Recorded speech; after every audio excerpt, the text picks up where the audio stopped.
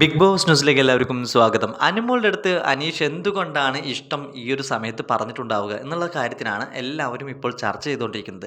ഒരുപക്ഷെ അനീഷ് അത് ജെന്യുവിൻ ആയിട്ട് പറഞ്ഞതായിരിക്കുമോ? ചിലർ പറയുന്നു അത് ഗെയിമിന്റെ ഭാഗമായിരിക്കും എന്നൊക്കെ.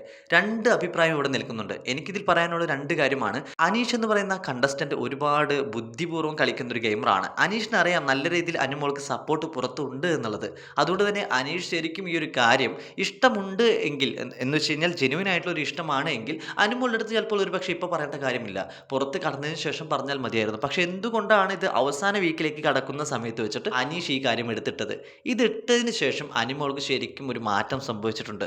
അനുമോൾക്ക് ഇതിൽ എന്താണ് യെസ് ആക്കണോ നോ ആക്കണോ എന്ത് പറഞ്ഞാലാണ് ഈ ഒരു കാര്യത്തിനെ മറികടക്കാൻ പറ്റുക എന്നുള്ളതാണ് ഇപ്പോൾ അനുമോളുടെ ഉള്ളിലുള്ള കൺഫ്യൂഷൻ.